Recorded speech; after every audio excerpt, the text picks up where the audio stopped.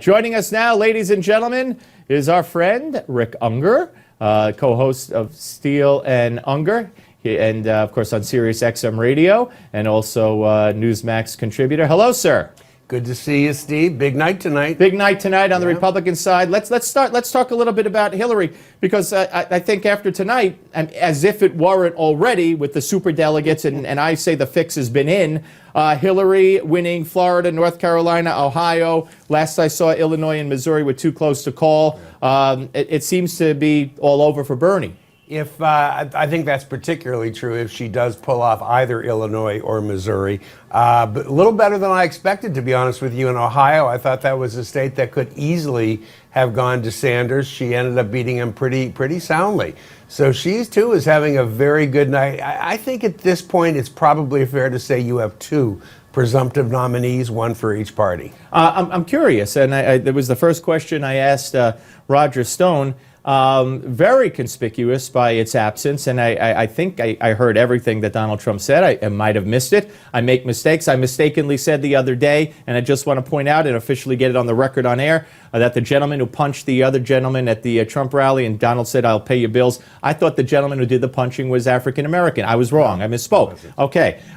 So I make mistakes. But he didn't say Ted Cruz. No, he didn't say Cruz at all. He did not. I think that's kind of interesting, actually. He was nice to Marco Rubio. That was nice, although I disagree with him. Marco Rubio has no political career left. To have one, he needed to get out about a week or two ago. He did not want to subject himself to this brutal loss in his home state. So I don't think he does have a career. I think we'll see him in business. In terms of the rest of what Trump said, it sounded to me like a pretty standard speech. I'm not quite sure why Roger Stone thought that it was his best speech to date. It was pretty much the same speech he always gives. Not that that's bad, but It was shorter than normal. Yeah, it was shorter than normal. He wasn't inflammatory. That was nice to see.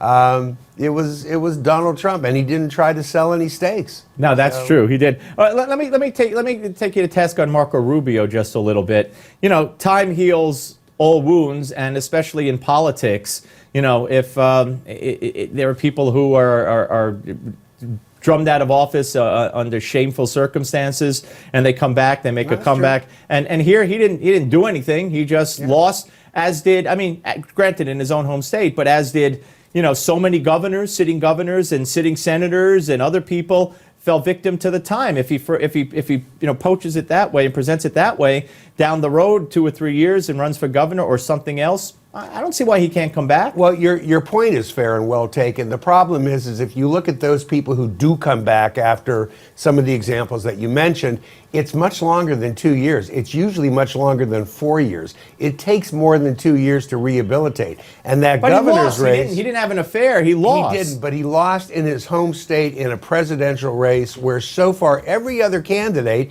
has managed to win their home state. That's true. And by the way, Donald Trump will win his home state of New York. So he just ends up, you know, I politically, I just haven't really understood what he was doing. Just deluding himself, because if he gets out a few weeks ago, then he spares himself this kind of loss. You don't want to go into a gubernatorial race. Then he's a quitter. Then he's afraid. Well, I'm just playing devil's advocate. Yeah, you don't want to go into a governor's race in just 2 years after having been whipped like this. And look, you can't forget what happened to Marco Rubio. Nobody talks about this enough.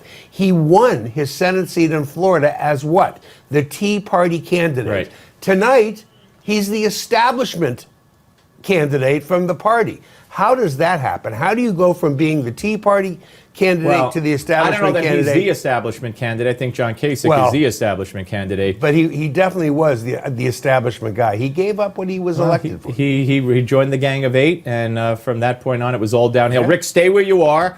Newsmax says continuous coverage. We'll take you up till midnight. We hopefully will get the calls on Missouri and also on Illinois, I guess. That's still up for grabs on the Democrat side. And the panel will be joined by Tom Borelli and Carrie Sheffield. Don't go away.